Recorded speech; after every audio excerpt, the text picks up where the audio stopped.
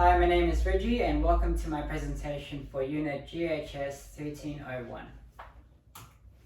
Today I will be covering the purpose of this presentation, the social determinants, what they are and their definitions, how they are linked together, the key facts out of the 2 out of the 10 determinants that I will be covering, how both affect an individual as well as the community's health, and lastly, the actions taken to help bring further understanding to these 2 social determinants in the public. The purpose of this presentation is to bring awareness of how social determinants impact our health in the society. According to Wilkinson and Marmont, social determinant is defined as factors in our environment that affect our physical, mental, and social well-being. The 2 social determinants I will be covering today is early life and food. Firstly, let's have a look at early life.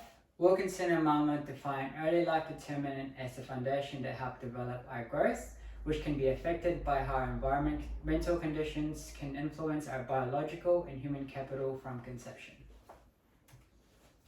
Wilkinson and Marmont state that deficiency of nutrition during pregnancy due to stress, lifestyle choices like smoking or drinking can lead to learning disability for the child.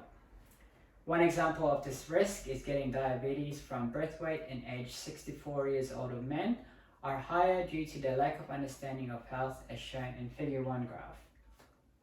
And according to Wilkinson and Marmont, this is affected by pre and postnatal care from the parent through lack of education. The effectiveness of following good health-related habits such as eating well, exercising, and association of good peer groups can make a big impact in a child's overall health. Next, let's look at food as a secondary social determinant.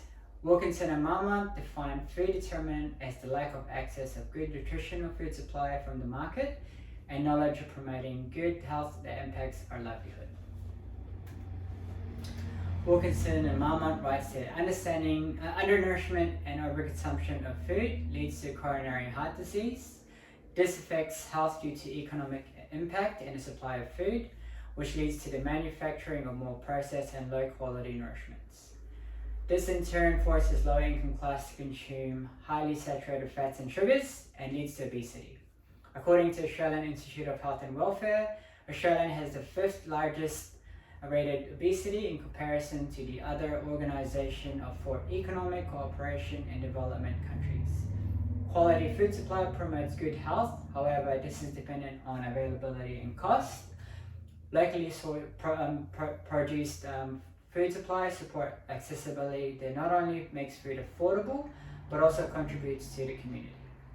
Therefore, providing good supply of fruit and vegetable helps to lessen mortality of chronic diseases, which has been proven in figure 2 graph in selected European countries is funded by Wilkinson and Marmont.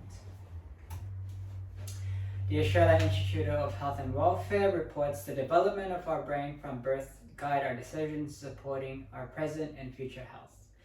Figure 3 graph shows the key components to the development of early childhood is attending preschool. One domain area is affected by this is our physical health and well-being.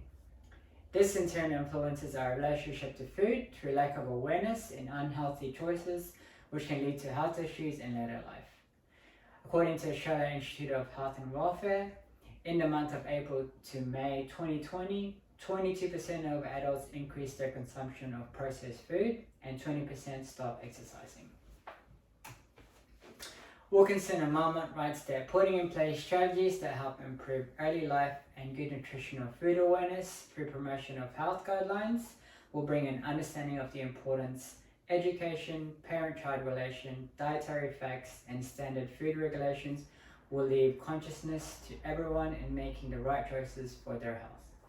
To summarize, the actions that can be taken to bring awareness to the public is by increasing education in early life that will bring great benefits in the decision that allow for an individual to make the right choices for their health. This includes understanding of what good nutrition provides, along with a balanced lifestyle. Here is my reference, and thank you for listening to my presentation.